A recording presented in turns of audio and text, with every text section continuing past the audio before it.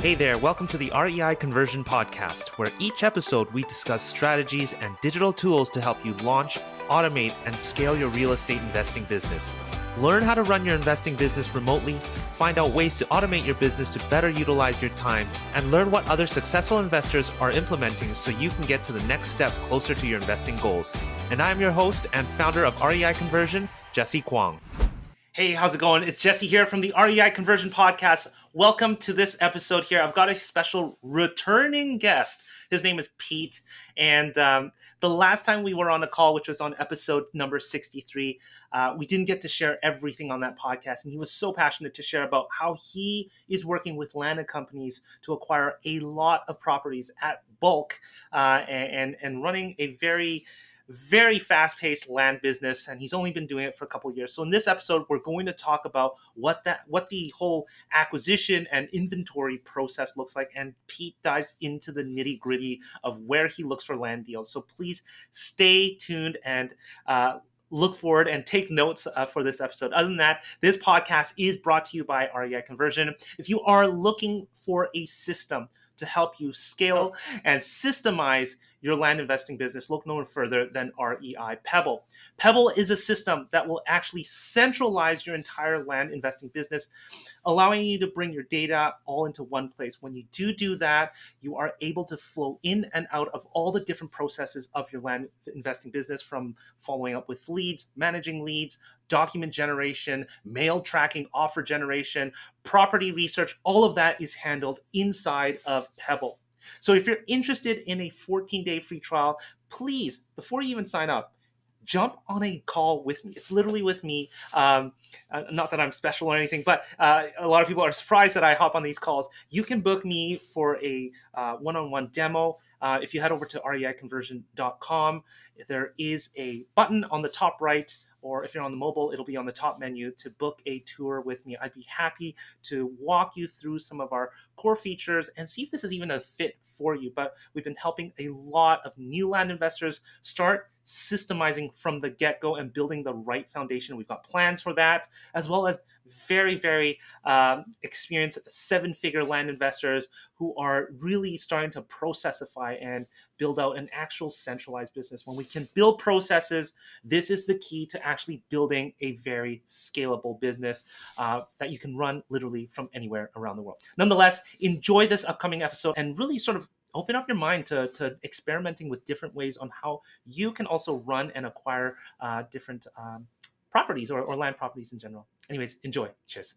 Hey, how's it going? It's Jesse here from the REI Conversion Podcast. I'm going to fix my microphone here, but we've got a special guest, actually a guest that you may have seen from a previous episode, from episode number 63. We've got Pete back here, and honestly, what happened last time was after we finished the podcast interview, Pete's still like spewing out information. He was just really excited to share a lot more, and Pete's a huge value-giving guy and just someone who's done a lot for the amount of time he's been doing land. But anyways, before we get into that, Pete, how you doing today? Phenomenal. Ready for round two. Literally round two. Yeah, no. I'm excited to have you back here. And again, if you haven't heard Pete's first interview, I urge you, go back to episode number 63. You can head over to reiconversion.com/podcast. And then head over to 63, or you can find us on iTunes and all your sort of podcast consuming platforms. But Pete, let's dive into this a little bit more. Last time we talked about how really you focus, I felt like you focus more on the acquisition marketing side, more so than most people. Most land investors typically focus on the, do I have an opposite here? They focus on the disposition side, correct? Right. Yep. Where you focused a lot on,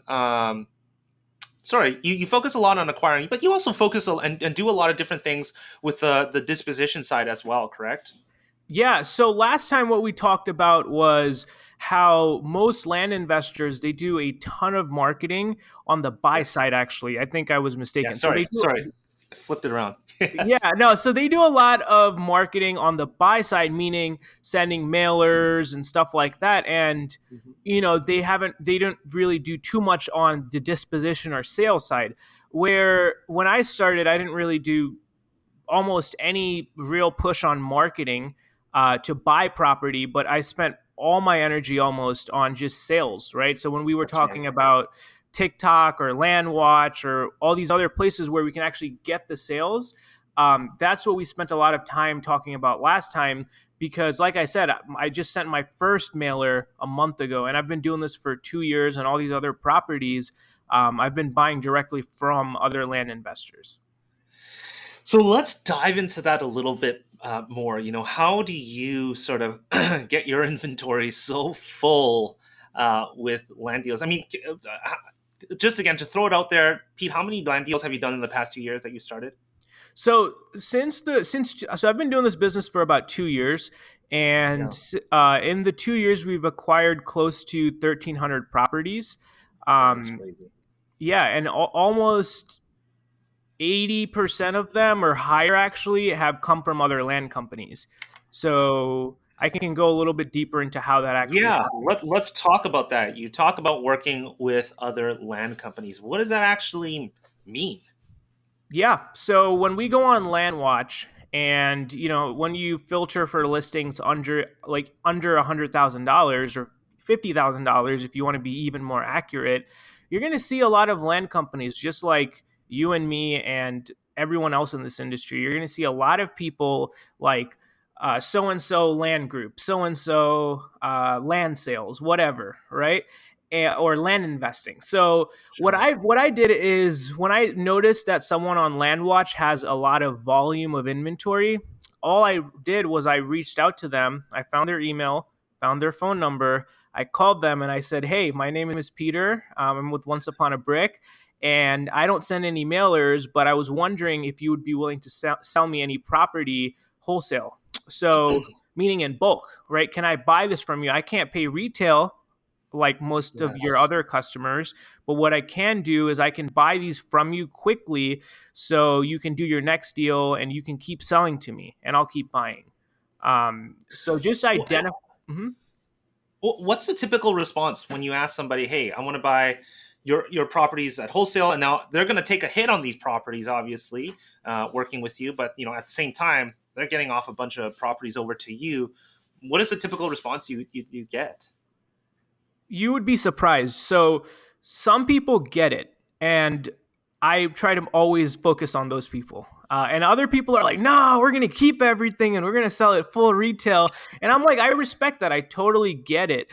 But you're gonna Yeah. find companies that have liquidity problems that would love to sell to you Mm, wholesale, right? So there's gonna be people who have inventory, but or for example, like if they can just buy something today, right? They just did intake on a property, and next week they can flip it for a 30% return. That's yeah. phenomenal, right? That's phenomenal. And you're going to find people that most of them get it and they'll sell to you. And some people don't get it and they want to do retail, and that's fine. But you only need a handful of companies for your pipeline to just get filled with deals, right? Because Yes. you're no longer depending on your mailer for deals, right? You're leveraging the mailers of 10 other companies, all their staff, all their systems, and you're getting the deals to come to you rather than you chasing the deal. So when you're purchasing properties at wholesale, can you give us a little bit of number crunching here? What does that typically look like? Let's say they're listing their property. I'll let you lead it. What are some numbers look like typically? It really varies, but this morning before you called me, Jesse, or before we got on this call, I Yeah. talked to this guy named Mike. And Mike, so he does the same thing. He's in the land business. He buys and sells land. And at the beginning of this year, so he's looking to sell some property and just kind of clear out his books and inventory because Mhm. he's going to be buying more stuff soon. So he wants to get rid of stuff that's on his books.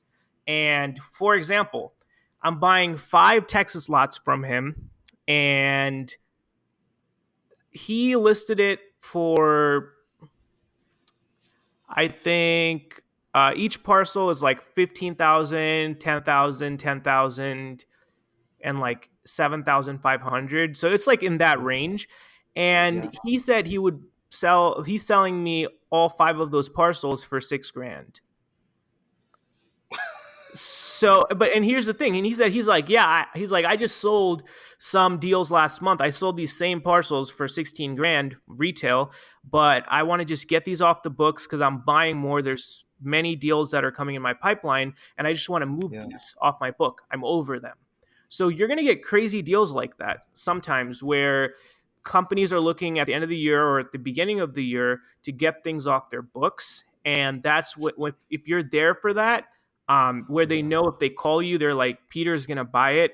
He's the liquidity guy, or whoever, whatever your name is. If they know you, and Yeah. they'll bring you the deals, and you'll get crazy deals like that. That's not often the case. Sometimes the average thing is they just bought something for, let's say,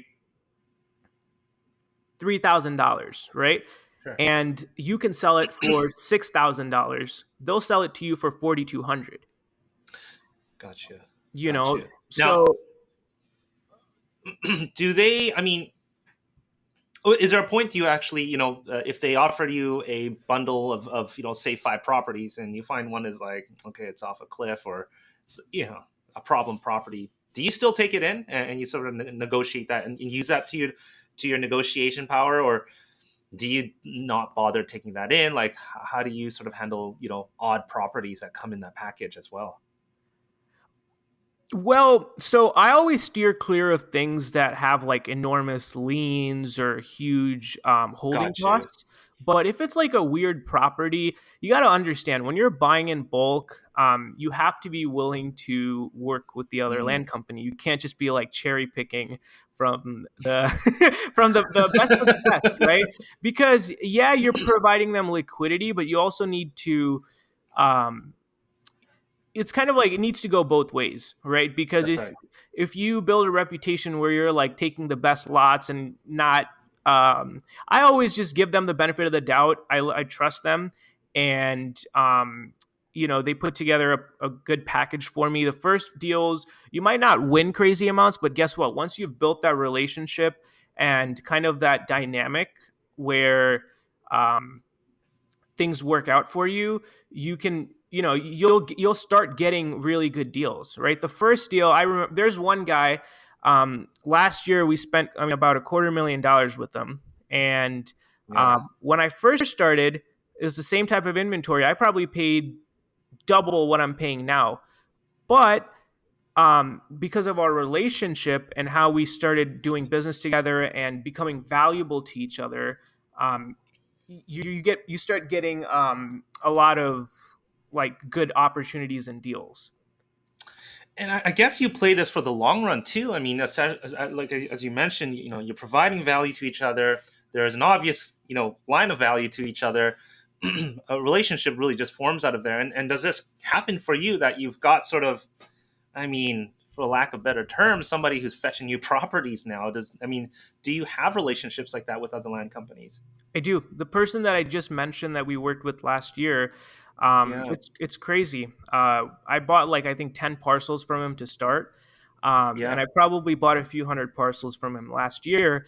And the way our relationship is, like when you're starting new with the like working with the, for example, I'll talk about the sales side, right? Because now we're starting to sell wholesale to other land Yeah. investors and companies.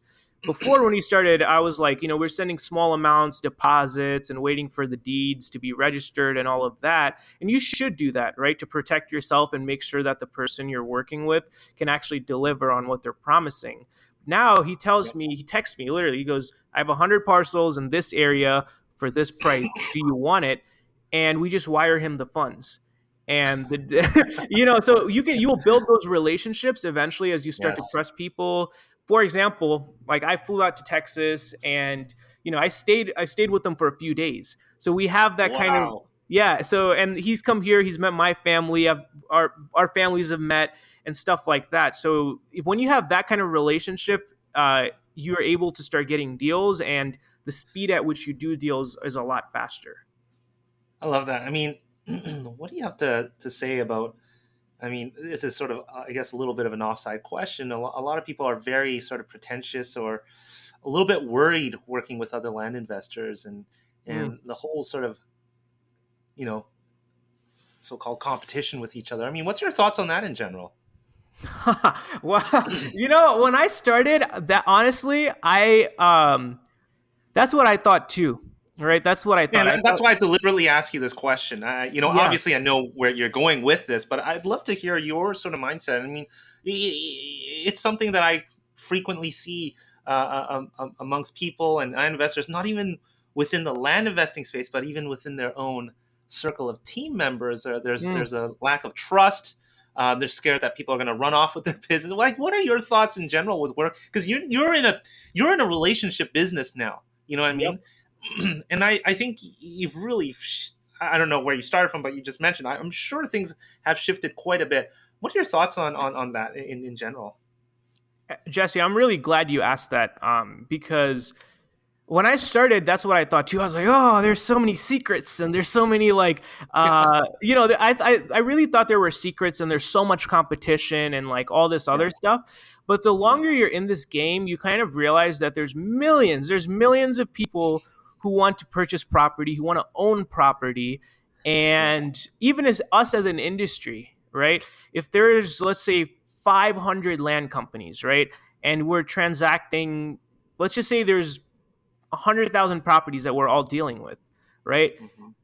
Collectively, for those who are sending mailers and all that good stuff, even on 100,000 properties, we're only able to service 100,000 people, right? There's millions of people who would want to own land, right? Owner finance.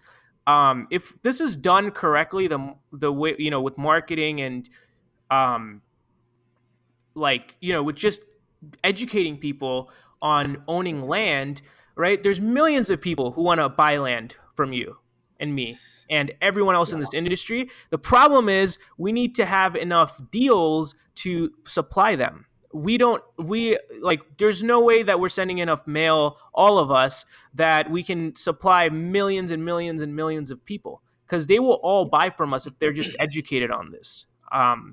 Because the common person still does not know or is educated about the opportunity that they have to buy land with owner finance and like land Yeah, contracts. Like, they don't know that, but they will, because someone in this industry is going to educate them, and this is going to become mainstream very, very soon. And it's just, when we work together with other companies and investors, everyone's going to win in the circle. It's just, we're in a really, we're on like, I would say we're on like the cusp of a huge growth in this land space, because now more people are finding out about it. There's more hmm, education. People are making YouTube videos and like content, so everyone's finding hmm. out about it. And so there's no real competition, because even if all of us were selling our inventory, like, if we sold everything that all this whole industry had, there's still a huge gap between the supply and demand. There's just insane demand, right? And Yeah, we haven't even talked about, we're just talking about individuals. What about like sovereign wealth funds or other countries? People who, wealthy individuals overseas who would want to own, like U.S. assets like land, right? We yeah, haven't touched that market. So on the buying side, like on the sales side, there is, if we can get the deals, there will be buyers. It's just that no yeah. matter how hard we try, there's billions of acres. I mean, there's what, 2.9 billion acres in the United States or something crazy Something like like that. that. Yeah, Yeah. So I mean, the whole competition thing, I think, is I don't think that's I think that's just a limiting belief, and it's a limiting factor for most people. yeah. But when you work together, I feel like the velocity in which you do deals and your business grows is, it's unparalleled to anything else. Yeah, I'm glad you brought that up. You just mentioned velocity here, and we were just talking about deal velocity right before this call. Um, I mean, I guess you sort of touched upon it, but how quickly do you move your properties? I mean, from acquisition and getting it off your plate. I mean, doing it this way, I'm sure your lifetime of a deal is a lot shorter than most people. But can you give us a little bit of understanding of your timeline and your deal velocities? Sure. I will share mine, but I think, what would be better would be also to share the timelines of the people that I buy from. Yeah, So, sure. so for example, people that I buy from, they will have a deal. It'll be under like contract or whatever. They'll bring it to me before it even closes, and I will commit to buy it. So usually their turnaround time is like 2 to 3 weeks, 2 to 3 weeks, Wow. and then sometimes maybe longer. Like, let's say I'm not interested, so they'll just go down the list. So Peter said is going to pass on this deal. There's going to be someone else, and so I would say like wholesale is great because as soon as you know that you have this property under contract, all you have to do is decide, okay, I'm willing to sell it for this much, and you just text the people on your list. All right, you Yes. text all the other land companies and the owners of the companies that you know, and usually you can get them to commit to buy it. So for whenever it closes. So for them, it's really fast. So I just started wholesaling and selling in bulk. I'm gonna stop saying wholesaling because I recently found out that's like a whole nother That's right. That's right. thing. So selling in bulk, right? Yeah. Selling in bulk. Um, we had a package of 100 lots in Izard County, Arkansas. And most likely, if you're in the land space, you've gotten an email uh, about this deal. So usually, how it works is um, I put together the offering slide, so it's like a PDF of all the packages that we're selling wholesale. Okay. The APN numbers, the pricing, a little bit about the area, and just basic information, basic due diligence. And we just send an email blast to all the land investors in the space. So we go on Land Watch and we identify these companies seem to be moving this type of inventory, and we just send them an email. And when we started sending those emails, you would start getting some replies back, being like, hey, we Yeah. might be interested in this. Hey, this doesn't really fit our buying criteria, so we might have to pass on this. But if you have any other deals, please email them to us. So, Mm, so email, right? When we're emailing these companies and they're reviewing these deals, um, yeah. all it takes is a few days for them to do their research and say, okay, Sure. yeah, we'd like to move forward with buying it. Um, and that package, so since it was a bigger transaction, the buyer of those wanted to go through escrow. So, but the Hmm. thing is, we had a commitment, right? Like they said, okay, we'll take these. That's great. And this all happened in a couple of weeks. Wow. And even a Wow. package of that size. So if it's just a couple lots, it's very quick, right? You're like, Right. okay, especially if they're reputable, you tell them that you're interested, they say, and then they say, okay, we accept Zelle, PayPal, or whatever, and you just send them Sure. the funds, and then they record the deeds, and the property is yours. I love it. So, Pete, I mean, as great as this all sounds, I'm sure there's been, you know, stories that aren't so great. Purchasing in bulk. Can you sort of shed a little bit light on the opposite end with maybe a deal that didn't go so well for yourself? Mm. So a deal that didn't go well. Okay, well, how about I talk about the challenges because I don't remember particularly. Maybe like No problem. Yeah. yeah, I'll share some challenges. I think the first thing is the mindset, right? If someone's not currently selling in bulk, when you first call them, the first couple of deals is going to be the most challenging, right? Because you don't know that person, they don't know Yeah. you, and you're buying a lot all at once. And, so there's like that little bit of friction on those first Yes. few deals. So that's a challenge, right? If you can overcome that, that's great. And number two is doing due diligence and research, right? Mm, So, like, if you're buying packages in bulk, you want to make sure that what you're buying is you're on board with it. Like, you know what I mean? You understand what you're buying so that your relationship doesn't get damaged, right? So let's say a land investor sells you something and it turns out to be not what you thought it was going to be. You don't like the most expensive thing in this is burnt bridges, right? right. Right. And because it's a small industry, and if people, and like that's the first thing, that's the one thing I make sure is I do my research, and I always understand the value of the relationships in this business. So Sure. do everything that you possibly can to avoid burnt bridges. um, Yeah. because yeah, I mean, I don't want that. So anything that I buy, I make sure to do my research, and if we have a conflict, we work it out. We don't like go crazy and like start yelling and doing all this other stuff. It's just you resolve the issues and you just do your research so you're not surprised and you don't let your emotions get in the way. I mean, this really starts to really again emphasize this. You're really in the relationship business here, trying to, build and establish a long term relationship with a lot of these companies that you're working with. And then at Yep. the end of the day, there are people behind those logos and company names as well. Um, Pete, you know this is obviously a strategy that has worked very well for yourself. I'm sure a lot of this is going to pique a lot of people's interest as well. Um, Let me go on to the other side here that you're starting to also visit doing some mailers. Um, why explore doing mailers at this point? Just to diversify, really, is I want to build a multiple ways that we're acquiring property, like one through Mm, wholesalers. We've really kind of hit that. And also, it's like, if we think about it, if we're sending mailers, we're going to get deals. And now we're going to start supplying deals. So right.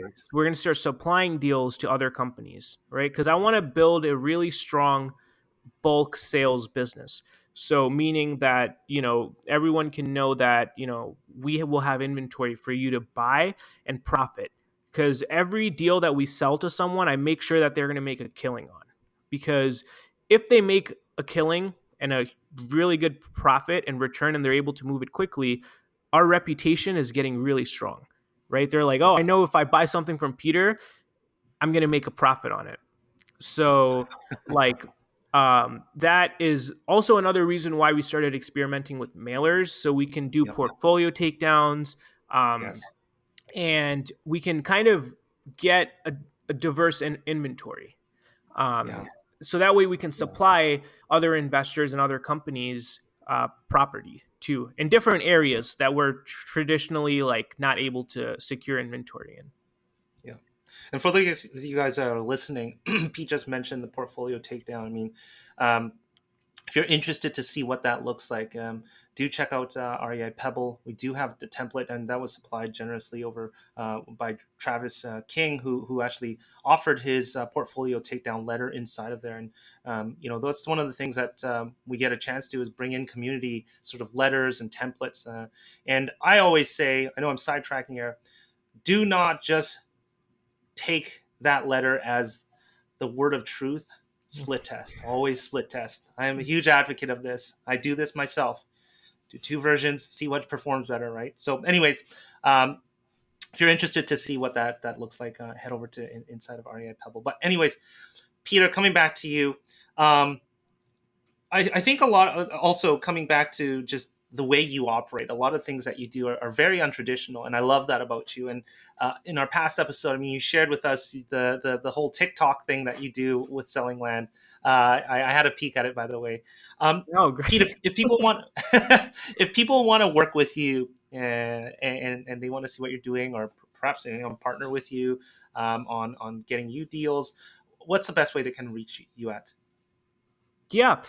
Sales at onceuponabrick.com. That's going to By the be. way, I love your company name. Why Once Upon a Brick? I've always wondered. I always wondered. Yeah, well, it's a long story. So, before I was in the land business, I actually used to buy Legos wholesale, like in bulk. Um, Oh my goodness! and we would like we're kind of upcycling Legos, so we would buy these like people would have like bins and bins and bins of old Legos, and Yeah. on eBay they would usually sell for $9 or $10 a pound. So we would buy these Legos for $3 a pound. um and we would kind of, like there's it's a whole business. There's a guy that's built a really strong business doing this, as funny as it sounds, because Wow. Legos are so expensive. So we would buy these old Legos, Yes. wash them and dry them, and then repackage them into 1 pound bags, and we would sell them on eBay. And when I was doing that company, I came up with the name Once Upon a Brick. And it kind of That just carried over to land. it's funny. It I don't know why it just seems to ring well with land. I mean, brick and land. I don't know why it just in my Yeah, head. I was like, yeah. that's a People, pretty people. clever name. Thank you. Yeah, people keep saying that, and I'm like, well, I'm glad because it was originally the name of the Lego company. Right. Yeah, that's hilarious. That's Um, hilarious. Anyways, that's awesome. Well, Pete, is there anything that I'm missing that you wanted to share? I know you were really passionate on and excited to share with our audience. Some of the things that you're doing. Is there anything that I missed that I didn't touch upon? I'll admit to the audience right now, I did a very bad a job preparing for this one here, as for most of my podcast episodes. But is there anything that I missed that you wanted to share? um, No, really. I mean, like the same thing. I feel like I'm beating a dead horse here, but is to really just connect, right? Even if you put a single VA on the task of going on LandWatch, identifying all the companies who are selling property from 0 to 50,000, putting together Yeah, a list of the name of the company, the email, and then using like Klaviyo or something to send a bulk email, right? And just connecting with right. people, right? Or texting. That's Yeah, what I would say. And also, I'm really, sent my first, I sent about like 10,000 mailers since we last talked, Jesse. Um, yeah, and I'm really excited. The phones, I think the first mailer just got delivered like a couple days ago. So I yeah. think we're starting to get some calls, and maybe we can do a follow up, and I can kind of keep you posted on um, how the mailers turn out. I'd So love that. I'd yeah, love and that. just trying Yeah, different things, right? This could just be like mailers is a side of our business that we're now adding, yeah. wholesale or bulk sales. So try having different avenues to your business and just trying new things and trying quickly is what I'm planning on doing, and it could be something that you can consider to just try new things and try different things to start And growing. I think that really defines, a lot of what an entrepreneur or a business owner does, and that's really experimenting. Yes, we've all been given this template here, but taking that and making it your own and figuring out where your fortes are. Because some of the most successful land investors I've met, they're not doing something too crazy, but they are trying different things out there, and they've sort of put some thought into it, like you've done, Pete. So I appreciate you very much for being so transparent, sharing your strategy here with our audience here, Pete. Would love to have you back on to talk about your mailing, and thank you for making yourself available. Jesse, yes, I enjoy it every single time that we do this. Yeah, this call just went so naturally. It always starts, and then we're at the end, and I'm like, oh, we're here.